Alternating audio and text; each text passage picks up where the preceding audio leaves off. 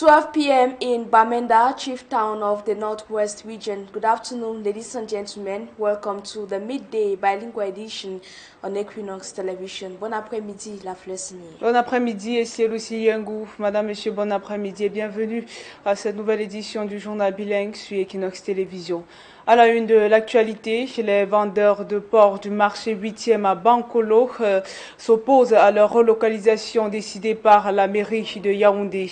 Ces derniers jugent le nouveau site inapproprié à leurs activités. Ils proposent par ailleurs d'aménager leur emplacement actuel. Les détails avec Gizogo et Joël Sengue. La présence des vendeurs de porc du marché du 8e en Bankolo sur leur site actuel ne tient plus qu'à un fil. La décision du super maire de Yaoundé de les relocaliser dans un complexe à bétail est loin d'emporter leur adhésion. Nous ne savons pas si on peut vraiment suffire là-bas parce qu'on a un effectif de plus de 90 personnes. Nous sommes vraiment dépassés par cette situation. Il se trouve que les vendeurs estiment leur nouveau lieu de relocalisation étroit et inapproprié. Chaque commerçant décharge au moins 25, 30, 40, 50 porcs. Là-bas, les bêtes vont étouffer, les bêtes vont mourir et nous-mêmes commerçants, on va attraper des maladies. Ces commerçants dénoncent le forcing opéré pour les contraindre à regagner leur nouveau site, alors même que celui-ci ne leur était pas destiné au départ par son promoteur privé. C'est un parking de transit pour l'abattage que ce monsieur a conçu son histoire. Comme ça ne marche pas, il transforme maintenant en complexe à bétail. Il vient vers nous, il nous dit qu'il faut qu'on travaille ensemble. Nous lui demandons de travailler comment. Nous sommes les commerçants, nous allons acheter nos porcs au nord et à l'ouest. On ne peut pas travailler avec vous. Les commerçants de porc se disent prêts à investir sur leur site actuel. Nous sommes là depuis plus de 35 ans. Que les autorités nous attribuent ce site, nous construisons avec l'assistance du MINEPIAL les enclos modernes. On ne va plus travailler dans la saleté. Surtout, ils appellent à une descente du ministère de l'élevage, des pêches et des industries animales pour démêler les chevaux dans cette affaire. Du côté de la communauté urbaine que nous avons contactée, l'on explique qu'il s'agit de rendre salubre le marché de porc du 8e en Bankolo. Pour le moins, à l'heure qu'il est, c'est le désaccord absolu entre le super maire de Yaoundé et les vendeurs de porc du marché du 8e en Bankolo. En politique présidentielle 2025, samedi dernier à Bertois, Issa Tiroma Bakari a appelé les populations de la région de l'Est à le soutenir lors du scrutin du 12 octobre prochain. Le candidat du FSNC a été chaleureusement accueilli lors de son meeting de pré-campagne. Il a exhorté les électeurs à voter et à surveiller les votes. Le compte rendu de Benjamin et Sam.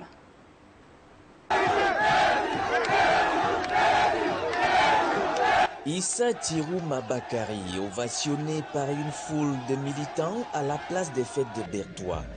Tous en chœur, comme pour magnifier leur patriotisme, ont repris le refrain de l'hymne national du Cameroun.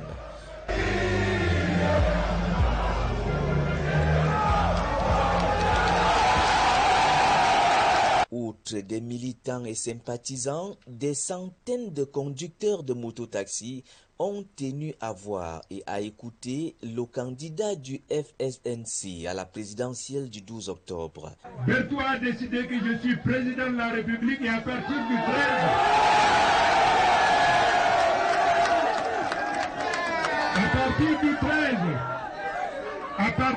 13, c'est un nouveau Cameroun que vous verrez. Le soleil du 13 octobre, regardez-le bien, c'est un soleil nouveau.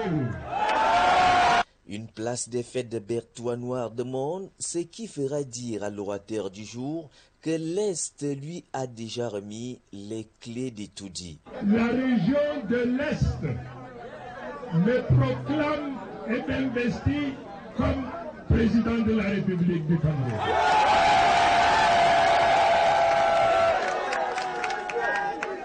Je confirme, l'Est à lui tout seul est en mesure de me remettre les clés de tout.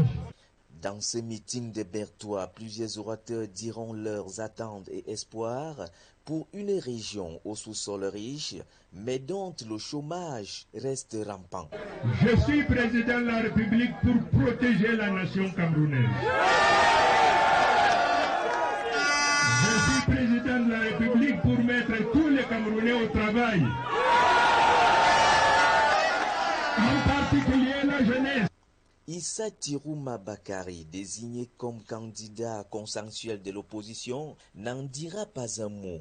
Toutefois, il invite ses militants à le plébisciter, mais surtout à protéger leur vote. Je vous demande d'aller voter.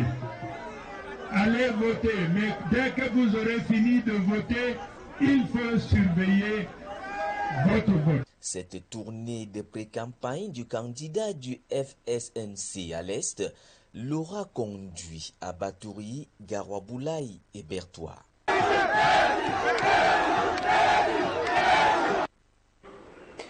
Dans le même registre, le candidat du Front des démocrates camerounais a été chaleureusement accueilli à Edéa, dans le département de la Sanaga-Maritime. Après une descente dans les rues pour toucher du doigt les difficultés des populations, Hiram Iodi a reçu les bénédictions des autorités traditionnelles de cette ville. Le compte rendu de Claudia Essia et Théophile Tchoukou. À quelques jours du lancement officiel de la campagne présidentielle, Hiram Samuel Iodi, candidat investi par le Front des démocrates camerounais, vient d'effectuer un retour aux sources à Edéa, dans le département de la Sanaga-Maritime. Accueilli avec chaleur, il a reçu la bénédiction des autorités traditionnelles, lesquelles ont confié son parcours aux ancêtres.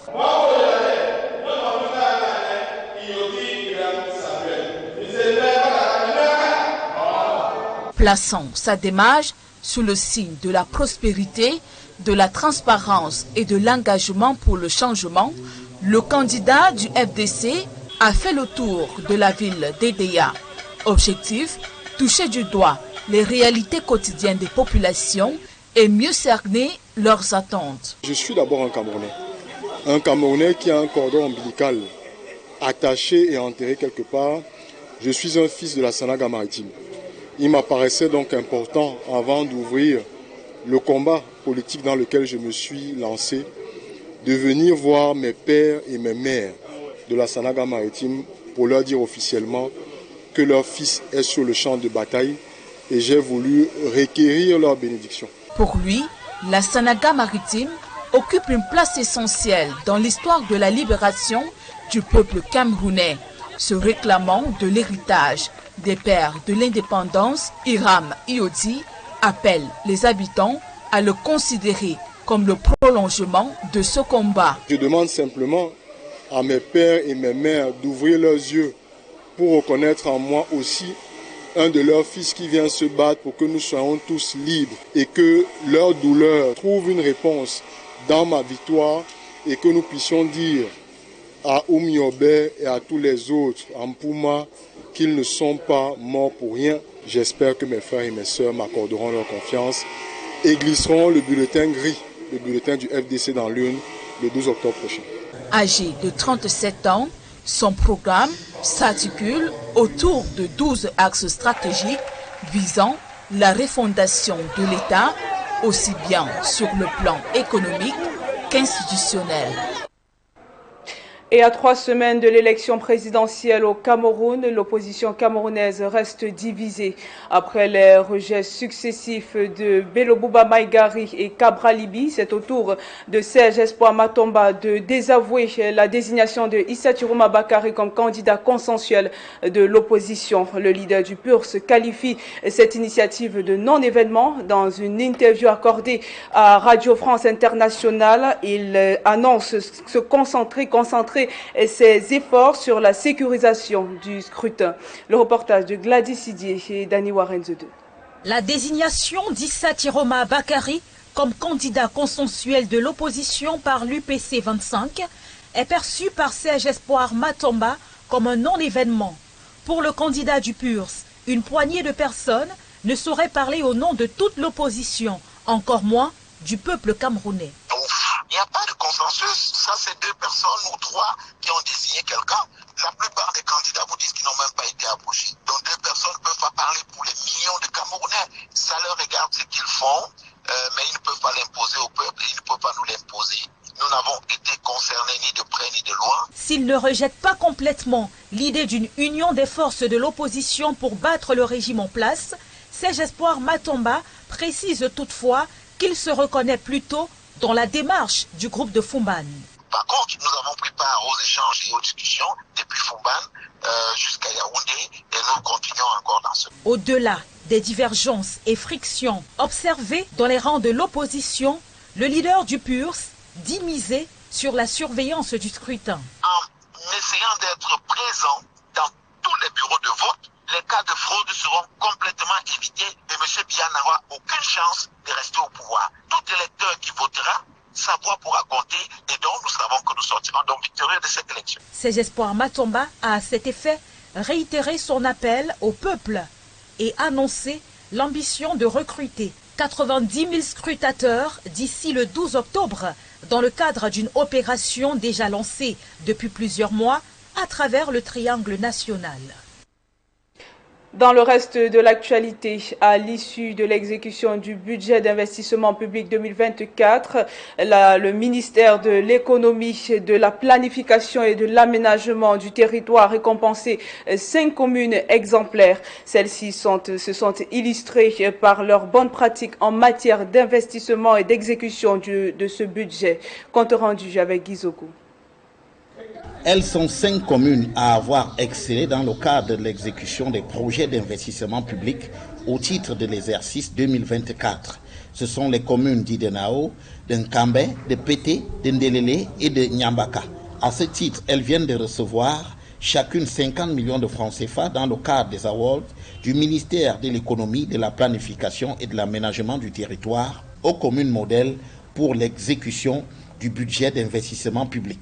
Nous nous sommes dit, ensemble avec les acteurs en charge donc du suivi-évaluation, de voir comment récompenser celles qui sont méritantes et encourager celles qui sont encore dans une situation d'insuffisance. Encourager, motiver, c'est le propre donc de la célébration de l'excellence. Cette distinction, a souligné le ministre de l'économie, vise à montrer qu'il est possible de bien faire. Mais 5 pour montrer qu'on peut bien faire, on doit mieux faire et on doit le faire tous ensemble. Cet exercice, a précisé encore Alamine Ousmane May, s'appuie sur des critères objectifs. Nous suivons une méthodologie qui est transparente, objective et qui va donc nous aider à montrer que si vous avez une bonne performance, l'État du Cameroun est prêt à vous soutenir pour aller plus loin. Les lauréats de ces awards se félicitent de cette initiative qui célèbre les communes modèles. Ça va encourager d'autres mains pour exécuter les projets. Nous sommes très fiers. Nous allons utiliser ces 50 millions pour faire un projet, pour créer les emplois. Nous sommes très contents aujourd'hui. Je vais faire l'investissement sur le terrain. C'est le projet qu'on va faire l'investissement. Ce n'est pas pour aller s'amuser avec. Premièrement, électrifier certains villages en lampadaires solaires. Et un peu plus loin, équiper certains centres de santé en médicaments.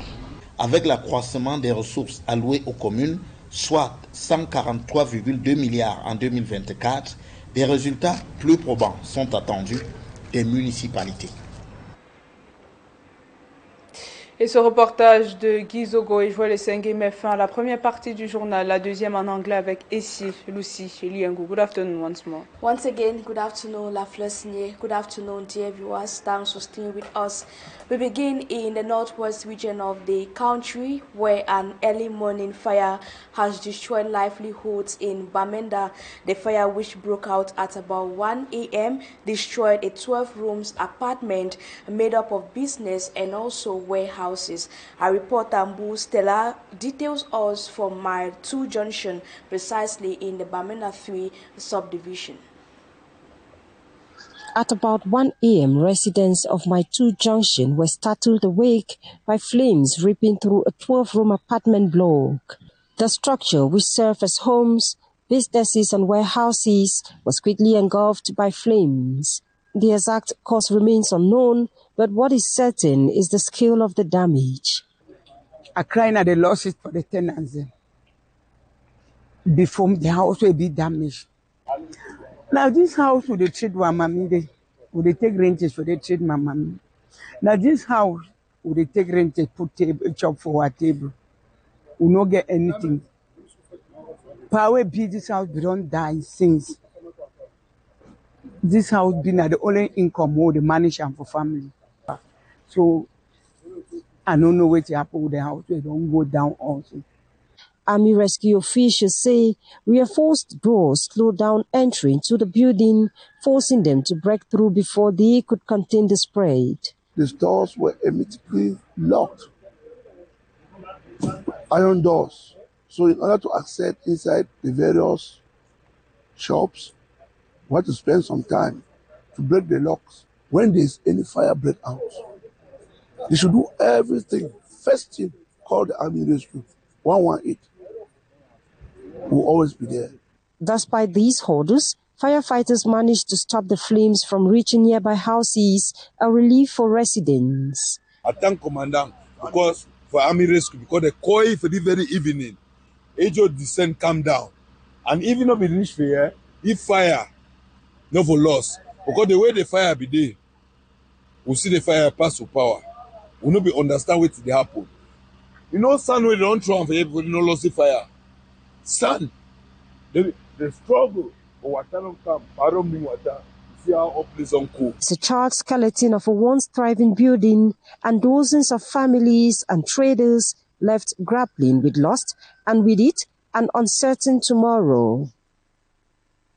And to curb the growing rate of road accidents across the national territory, especially during this period of back to school, but also before, during, and after the presidential election, the National Gendarmerie is stepping up measures. The commander of the 1st Joint Gendarmerie Region recently held a meeting with transporters' trade unions in Yaoundé, in the central region of the country, in order to assess the challenges faced by the population in this sector. We have more with Innocent Aze.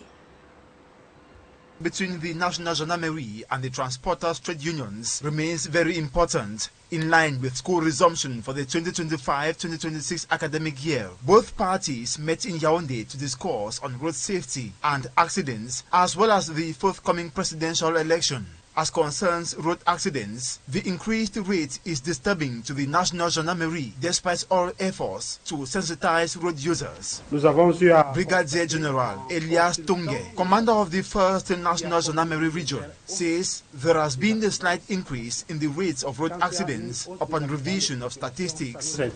Aim of the gathering was also to know the principal cause or causes. He questions whether it is due to laxity on the sides of both parties or other reasons.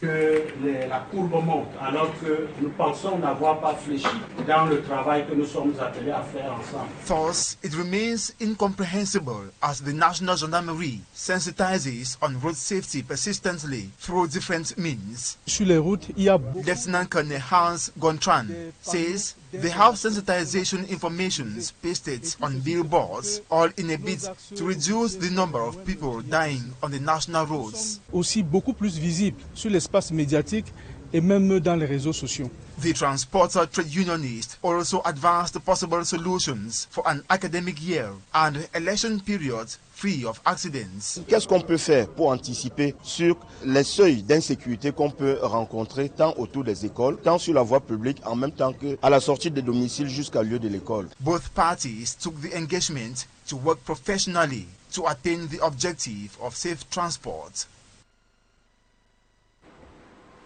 Innocent Aze reporting there. And now we talk politics during the Meet the People tour, or during the Meet the People tour. Presidential hopeful Hiram Iodi under the FDC political party over the weekend was in his native division, Senegal Maritime Division of the Littoral region. Hiram Iodi was warmly welcomed by the people of Idea. Traditional authorities endorsed him and entrusted him to their ancestors. Focusing his message on proximity, transparency, and commitment to change, the October 12 presidential candidate gained the attention of many on streets and markets. Hiram also called on the population to trust him as he continues the vision of Reuben Omniobe, one of Cameroon's heroes who fought for the independence of the country. Let's take a listen to the presidential hopeful in the following excerpt. The chance I choose to come to Edea today because first I am running for the presidential election, but as every human I have a family. And I am coming from the Sanaga Maritime Division. I am a son of this territory, and I thought that it was important for me, before going through this battle, to come and greet my mothers and my fathers and ask for their blessings. So I took the time to visit the market. I took the time to talk with traditional authorities. I took the time to have discussions with some of the citizens of this town. And I think I can now leave Edea with a great satisfaction, the satisfaction that my brothers and sisters, my parents, gave me their blessings. And as the country gears up for a crucial moment in its history, excitement is building in Libialem in the southwest region of the country, especially among CPDM supporters. With only a week until campaign begins officially, local elites remain optimistic about overcoming challenges faced by the people of Libialem, like poor infrastructure and limited amenities. Rex Afon tells us more.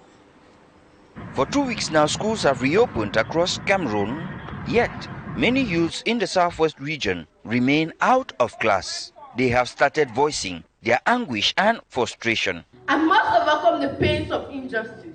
The injustice of being denied freedom. The injustice of being denied a place in the classroom.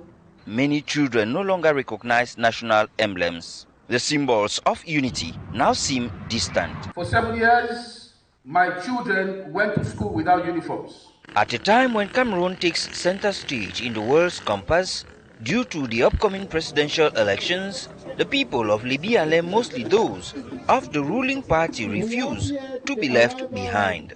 During a meeting at Moklete in the Wabane subdivision, they once more pledged their desire to have a say in national politics. The 3 sections of the CPDM in Libialem decided to get together and chart the way forward for the immediate, short, medium and long-term activities of their party. So we came here on the invitation of the section presidents of the 3 sections to commune with the militants of the party and to assess the level of preparedness of the party in view of the October 12, 2025 presidential election. So in application of our slogan, follow man way no road, to be sure that Libialem shall never be left behind, we are re-engaging ourselves to reserve our total support to the candidacy of President Paul Biya for the next 7 years at the helm of the state. 1 week to the official start of the campaign, they say all is almost set. The assessment gives us sufficient satisfaction because we believe the 3 sections of the party in Libialem as of today are about 80% ready, and we think in 1 week, just before the campaign is launched at the national level and at the regional level in Boya, we should be 100% ready.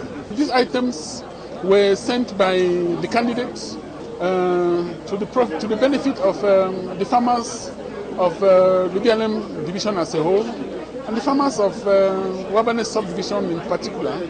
Though Libialem suffers from bad roads and inadequate supply of some social amenities, the elites are confident that after victory, all their worries and those of their people will be history. Amidst security threats marked by socio-political crisis plaguing the two English-speaking regions of the country, the Social Democratic Front (SDF) political party is determined and is mobilizing to challenge the ruling CPDM party on October 12, 2025. Over the weekend, the party took its first steps towards the presidential race in Bamenda in the Northwest region. Our reporter Stella tells us how the SDF party is preparing for a campaign overshadowed by fear and uncertainty. Northwest Regional Conference, party leaders gathered to map out their strategy, but beyond speeches and slogans, the pressing question is survival. The Anglophone conflict has left communities scared, political rallies threatened, civilians displaced, and human rights groups reporting intimidation by separatist fighters. Bamenda is currently under lockdown declared by separatists seeking to block the election, yet the SDF insists participation is essential if Anglophones are to end President Paul Biya's more than 4 decades in power. The SDF stands the best political party that can address the Anglophone problem in the nation. For now, the party's strategy in the conflict-affected region remains tightly guarded. The strategies we have put in place for now are not for public consumption. They are for the SDF and for those which are working in the polling stations. We don't have to share anything as of now. The SDF also announced it will officially launch its campaign in Bamenda, but as the party prepares to hit the trail, one question refuses to go away. Will people of the Northwest truly be allowed to vote freely? It is time for Mr. Biya to leave this very truth to another person. As my candidate of Social Democratic, His Honorable Chief Joshua Osei once said, his 100 days in office will be full of events, full of changes, full of so many things. So it is time for us in Northwest, particularly in Bali, where I come from, and come out on that fateful day, 12th of to quit Mr. Biya out of Etudi. On the streets of Bamenda, many believe democracy will only have meaning when human rights and security work hand in hand. Thank you, Mbo Stella. Your report brings us to the end of the 12 p.m. bilingual edition on Équinoxe television. Dear viewers, do stay in the company of interesting programs. La Flosini, have a lovely day. Have a nice day, Cielou Siliengou. Madame, Monsieur, c'est la fin du journal. Merci pour votre attention. Merci également et surtout à l'équipe en régie. Restez sur Équinoxe Télévision, les programmes se poursuivent.